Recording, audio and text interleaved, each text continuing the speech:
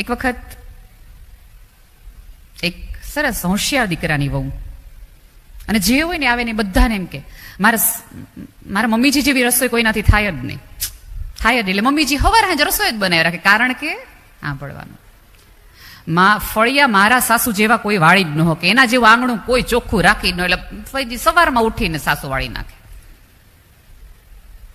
જેમ કરો કબાટ મારા સાસુ જેવો કોઈ ગોઠવી જ ન શકે, એના જેવી ગોઠવણ જ ન થાય.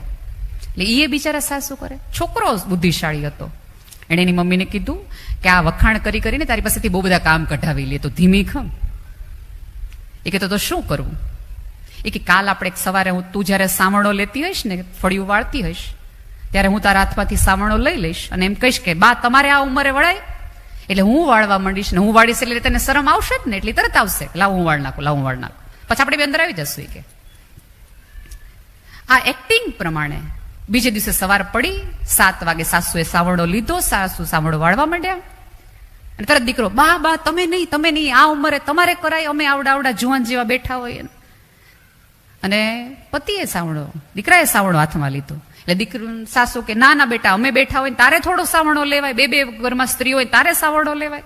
આવી રગજગ માં દીકરા વચ્ચે ચાલતી હતી.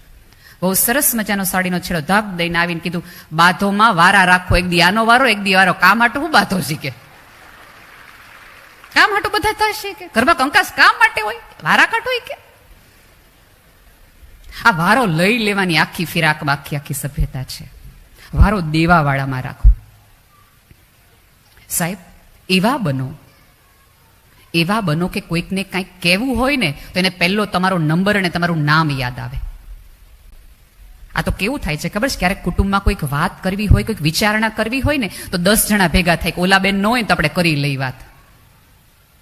તમારી ગેરહાજરીમાં કોકને રાજી થવાનું મન થતું હોય એનો અર્થ એ છે કે તમને જીવતા નથી આવડ્યું.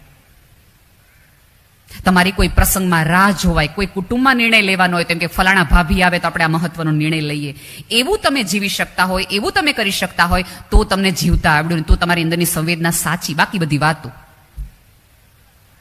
તમને ઘણી બધી વખત એવું થાય કે પુરુષો કઈ વાત ન કરે, પુરુષો કઈ વાત કરે. અને સૌથી વધુ પુરુષ સ્ત્રીઓને એક ફરિયાદ હોય કે ખબર નહીં કેટલું કમાઈ નહીં, આપણને ન ખબર હોય, મમ્મીને બધી ખબર, જાણે આપણે વાપરી ન નાખવાના હોય. એટલે આપણને એવું થાય કે આપણે કમાણી કે નહીં, પણ ક્યારે વિચાર આવ્યો કે પુરુષો કેમ પોતાની એકચ્યુઅલ ઇન્કમ કહેતા નથી? કારણ કે પુરુષને બહુ ભવિષ્ય દેખાય છે, એને ખબર છે કે આર્થિક તકલીફો શું છે. હવે ધારો કે આજે એમ કે આજે 5,000 બદલે 10,000 આવ્યા, એટલે આપણે પહેલું વહેલું શું કહીએ, તો હવે કલર કરાવી નાખો, 2 વર્ષ થયા ઘરને. પછી ઓલા ભાઈને એમ થાય હાલો ચલ કર નાખે. બીજા મહિને એમ કે આ વખતે 15,000 આવ્યા, હવે આ વખતે મને મંગળસૂત્ર કરાવી દો, 2 વર્ષથી હું વાહે પડી છું કે અમારે કરાવવું જ છે, અમારે કરાવવું જ છે. એટલે ઓલું જે સેવિંગ કરવાનું હતું એની બદલે ખર્ચાની એક યાદી બનતી જાય છે. પણ એની બદલે એ તમને આવીને તમારા હાથમાં મૂકી શકે. દરેક વખતે આવું હોય છે એવું મારી કોઈ કહેવાની દલીલ નથી. રાધારે આપણને બધાને ખબર છે જે દિવસે મોદી સાહેબે નોટબંધી કરી ત્યારે કાળું નાણું ભાઈઓ કરતા બધું બહેનો પાસે નીકળી હતી. એનો અર્થ એ છે કે અમારી બેંક મોટી છે તમારા બધા કરતા. ધીમે ધીમે સાચવતા થઈ છે. તો અંગત રીતે માનું છું કે તમારો સ્વભાવ સારો હશે, તમારી વાણીમાં નિર્મળતા હશે, તમે સંવેદનાથી વાત કરતા હશો તો જગતની દરેક વ્યક્તિ, તમારો પિતા હશે, તમારો પતિ હશે કે તમારો પુત્ર હશે, પહેલું એને એવું થશે કે હું આને જઈને કશુંક કહું. પણ આ બે વચ્ચે માથા પુરુષ ફસાય છે ક્યાં ખબર છે? છોકરીને એવું હોય છે કે મારા હસબન્ડે બધી મને જ વાત કરવી જોઈએ, બીજા કોઈને કરાય જ નહીં. અને ભાઈઓને એના મનમાં એવું કઈ છે જ નહીં કે આને કરવી ને આને ન કરવી. એ ખરેખર એને બે આખું બેલેન્સ બહુ સરસ રીતે કરી શકે, બધાને એને કહેવું જોઈએ. પણ એ રિએક્શન આવે ને પછી નક્કી કરે કે આને નો વાત કરાય, આ તરત વાયા વાત બર જતી હોય છે. અને ત્યારે ધારો કે દીકરો છે એ પ્રેમથી હૂંફથી પોતાની પત્નીની કશીક વાત કરે છે, ત્યારે તરત જ કાં હવે બધું ન્યાજ તાર કહેવાનું, આવડામાં તમે આવડા કર્યા. અને એક ધારો કે પહેલા દીકરો છે એ ટુવાલ ન સુકવતો હોય અને લગ્ન પછી સુકવવા માંડે, એટલે આપણે તરત કાં સીધા થઈ ગયા ને, અમે તો કઈ મરી ગયા હતા. ધારો કે છોકરો છે એ રીંગણાનું શાક ન ખાતો હોય અને દીકરાની વવે રીંગણાનું શાક બનાવ્યું હોય તો આપણે 2 વખત ના પડે કે ઈ નથી ખાતો રીંગણાનું શાક, ઈ નથી ખાતો, એટલે વહુ એમ ખાય એનો ને મનમાં. એટલે એ બનાવે રીંગણાનું શાક અને ભાઈને એવું થાય કે હવે નવું નવું છે ને આપણે ક્યાં અત્યારે કેવું, એટલે ખાઈ લે. એટલે પહેલા જ કોળીએ આપણે, કાતું તો ખાતો નહોતો, બે શાક અમારી આગળ કરાયો, સીધો થઈ ગયો. આ સમયે એક સાસુ તરીકે તમારે એ કરવાની જરૂર હતી કે કરવું જોઈએ કે ભાઈ દોસ્ત અને અભિનંદન છે, જે હું 20 વર્ષમાં 25 વર્ષમાં ન કરાવી તે 2.5 મહિનામાં કરી દીધું. અને બીજું કે આપણાથી હચવાતો નહોતો ત્યારે જ પરણાવ્યો હતો, ત્યારે તો પરણાવ્યો હતો. તમે જો આજે પણ તોફાની છોકરો હોય, હાથમાં ન રહેતો હોય, કાંઈ પણ ન રહેતો હોય તો આખું કુટુંબ એમ કે લગ્ન કરાવી દો ને બધું સીધું થઈ જશે. એનો એમ અર્થ એ છે કે બધું સીધું કરવા માટે એક સ્ત્રી જોઈએ. હવે જો તમારી સાસુ તમને આટલી સપોર્ટિવ હોય, તમને એમ કહી શકતી હોય કે વાહ દોસ્ત અમે ન કરી શક્યા તું કરી શકતી હોય, તો એનો ગર્વ લેવો જોઈએ. પણ એનું અભિમાન આવી જાય ને પછી કેમ હવે તમારે બધું મને જ કહેવાનું, એવું નથી. અત્યારે બે પક્ષ છે. પહેલા સાસુઓ મૂંઝારાતી. મેં હમણાં જ એક વખત એક વાત કરી હતી કે બધા એવું કહે છે કે અત્યારની છોકરીઓની બહુ ડિમાન્ડ છે, બહુ ડિમાન્ડિંગ છોકરીઓ થઈ ગઈ છે. પણ મારું એવું કાંઈ માનવું નથી. સાસુઓની બહુ ડિમાન્ડ છે. સાસુઓને છોકરી ડાય જોઈ, સંસ્કારી જોઈ, રૂપાળી જોઈ, ઊંચી જોઈ, અંગ્રેજી બોલતી હોવી જોઈએ, સાચવતી હોવી જોઈએ, પ્રસંગોમાં આવતી હોવી જોઈએ, આટલી બધી શરત. અને દીકરીઓની એક જ શરત કે સાસુ ન હોવી જોઈએ. એક આ ન હોય તો બધું આપણે કરી લઈશું. ખોટો કોણ માથાકૂટ કરે? જો હવે તકલીફની એ વાત થઈ ગઈ છે, દુઃખ લાગે આપણે, સમાજની આપણે એક એવી સ્થિતિમાં આવી ગઈ છે કે બાયોડેટાની અંદર લખવું પડે છે આપણે બધાએ કે આ લોકોએ લગ્ન પછી તરત જુદું રહેવું પડશે. જે લોકોને ખબર હશે કે અત્યારે સૌથી વધુ પ્રોબ્લેમ છૂટાછેડાના એટલા માટે થાય છે કે બે વ્યક્તિઓ વચ્ચે બોન્ડિંગ બનાવી શકે ને એવું કોઈ વડીલ ઘરમાં નથી. વડીલ હોય તો બે જણને છાના રાખે, અને ક્યારેક વડીલની હાજરીના હિસાબે તમે બોલવામાં કંટ્રોલ કરી નાખો. બે શબ્દો ઊંચા અવાજે બોલવા હોય તેમ થાય પપ્પાજી બેઠા, મમ્મીજી બેઠા, નથી બોલવું.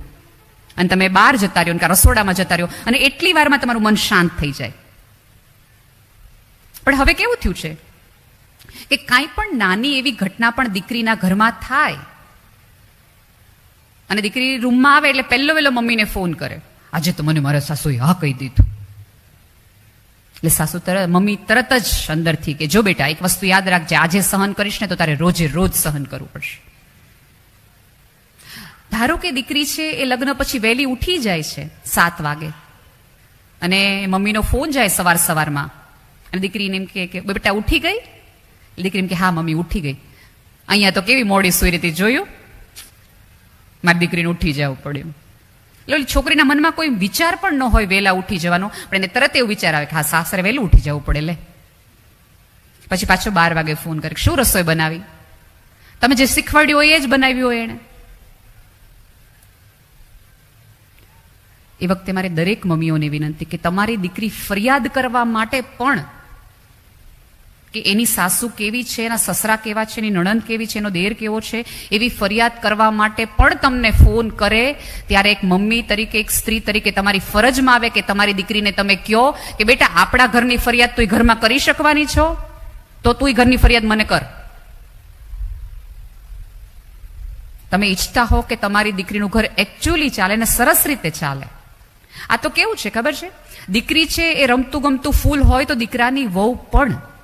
જો મારી કોઈ દિવસ એવી દલીલ નથી રહી, એક બહુ ગેરસમજણ છે કે અમે તો અમારી દીકરી વહુને અમે દીકરીની જેમ રાખીએ. ના, એને પુત્ર વધુની જેમ જ રાખો, કારણ કે પુત્રથી વધુ છે. એને ઘર, સંસ્કાર અને સભ્યતાને આગળ લઈ જવાની છે. એને તમારા નિવેદે યાદ રાખવાની છે અને તમારી રીતો યાદ રાખવાની છે. પણ એનો અર્થ એ નથી કે તમે એને ફ્રીડમ ન આપો.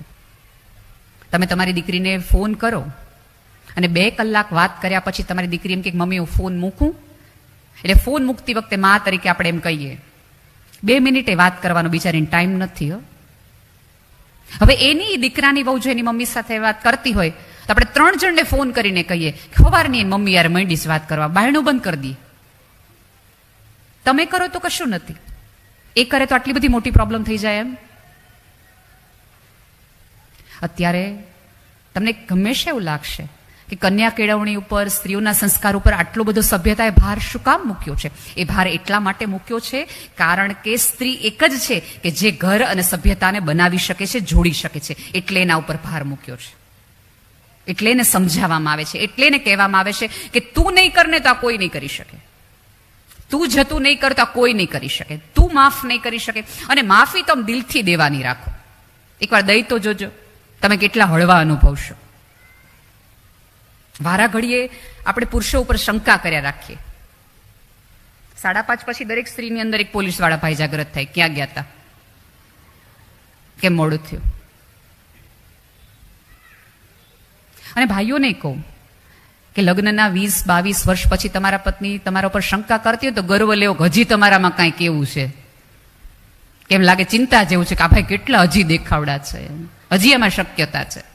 આનંદ લેવાય આવી વસ્તુનો. તો જે સ્ત્રીઓ શંકા કરે છે એને પોતાની જાત ઉપર આત્મવિશ્વાસ નથી, એટલા માટે શંકા જાય છે. તમને તમારી આવડત, તમારા કર્યા, તમારા પ્રેમ ઉપર ભરોસો નથી, એટલે તમારે કોઈ બીજી વ્યક્તિ ઉપર શંકા કરવી પડે. બાકી તો કોલર ઊંચા કરીને કહીએ નહીં, મારા જેવો પ્રેમ કરી શકતો હોય તો જાન ને બાર, મારી જેવો તને કોઈ સાચવી શકે તો છૂટ છે. આપણા કર્યા ઉપર આપણને એટલો ભરોસો હોવો જોઈએ કે આ ડીએનએ ને મારા જેટલું મારી કક્ષાએ કોઈ સાચવીને પ્રેમ કરી જ ન શકે. મારી આવડત ઉપર મને એટલો ભરોસો છે. પણ આપણને આપણી આવડત ઉપર જરાય ભરોસો નથી. અહીંયા બેઠેલી તમામ સ્ત્રીઓ છેલ્લે ચોક્કસ ને ચોક્કસ અરીસામાં જોઈને આવી હશે કે હું કેવી લાગુ છું. અને આપણે જ્યાં સુધી આપણને ગમે એવા ન લાગીએ ત્યાં સુધી આપણે ઘરની બહાર નથી નીકળતા. હવે આમાંની એક પણ સ્ત્રી એવું કે કેમ આવો લીલો કલર પહેર્યો, આપણો આખો મૂડ મરી જાય કે આ તો હારો તો નથી હારો. આપણે 3 જણને પૂછીએ કે આ કલર નથી હારો લાગતો, આ કલર નથી હારો લાગતો. ખબર નહીં ગામના સર્ટિફિકેટ લેવાની આટલી બધી ટેવ કેમ પડી છે આપણને કે કોઈ એક વ્યક્તિ તમને કહે તો તમે દેખાવડા, કોઈ એક વ્યક્તિ કહે તો તમે સંસ્કારી, એક વ્યક્તિ કહે તો તમે એટલા સારા. એક વસ્તુ યાદ રાખજો, ગામનો પ્રેમ લેવાય, ગામના પ્રમાણપત્ર ન લેવાય કોઈ દિવસ. ખુલીને જીવો, ખુલીને.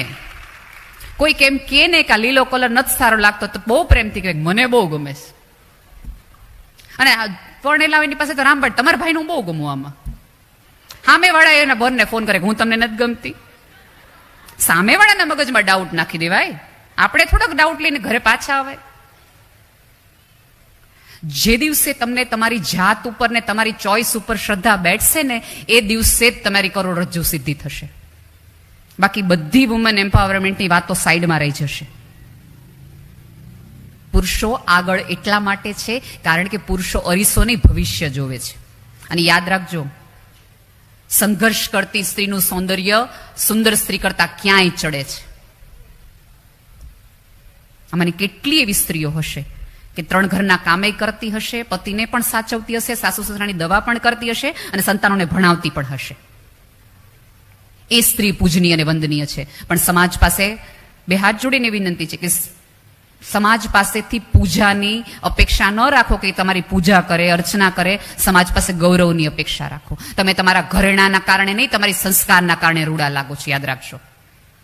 ઘરેણા તો આવજાવ કરશે, 10 ઘરેણા પછી એ તમારી સામે કોઈ નહીં જોગે અને સાવ લીરા જેવા વસ્ત્રોમાં 10 જણ આવીને તમને પગે લાગી જશે. કારણ કે તમારું ઓઢણું તમારો સંસ્કાર છે, તમારી આવડત છે, તમારી વાચા છે, તમારી મીઠાશ છે, જેના કારણે 10 જણા તમારી પાસે આવે. તમારા અવાજમાં એવું મરમ હોવું જોઈએ કે કોઈકને એમ થઈ જાય કે અડધી રાત્રે રોવાનું મન થાય તો આ સ્ત્રીનો ખોળો મને જોયું. અને આ જગતમાં પુરુષો રડી નથી શકતા, એ સૌથી મોટી એમની માટેની તકલીફ છે. અત્યારે હાર્ટ એટેકનો રેશિયો જ એટલા માટે વધુ છે કારણ કે પુરુષો રડી નથી શકતા. એ કે કોને? ધારો કે પુરુષ પોતાની દિલની વાત પત્નીને કરે છે ત્યારે ત્રીજા વાક્યે, ધારો કે ભાઈ એવું કીધું કે આ એક નાના ભાઈને 5 લાખ રૂપિયા ખોટા દેવાઈ ગયા, આપણે મૂંઝવણમાં આવી ગયા, એટલે બીજું જ વાક્ય સાંભળે પછી આપણે મેં તમને પહેલા જ ના પડી, તમે દોઢા થઈને ગયા હતા. એટલે ઓલો નક્કી કરે કે અહીંયા ન કહેવાય આજ પછી. એને સાંભળવાની જગ્યા આપો. એની પાસે બહુ ઠેકાણા નથી. આપણી પાસે બેનપણીએ છે, માય છે, પિયરે છે. એના ભાગે પિયરે નથી થયું. આપણને ઘરમાં મુંજારો થાય તો આપણે તરત 3 દિવસ એમ કહીએ, મહિનામાં વર્ષમાં એક વખત કે હું મારા મમ્મીને ફ્રેશ થઈ આવું. એ ફ્રેશ થવા ક્યાં જાય? તેની મમ્મીને ઘરે જ છે, પિયર તો છે નહીં કાંઈ. અને જોઈએ એમ કે એના ફ્રેન્ડ સાથે બહાર જવા કે હું મારા ભાઈબંધ સાથે ફ્રેશ થવા જાઉં તો તરત આપણે કામે હું નડીશ તમને. એટલે એમને ખાસ આનંદની જોગવાઈ છે નહીં. અને ભાઈઓને વિનંતી છે કે થોડું ઘરે કહેવાનું રાખો, શ્રદ્ધા સાથે. હૃદય ખોલવાનું ડોક્ટરને બદલે પત્ની પાસે, મા પાસે, બેન પાસે રાખો.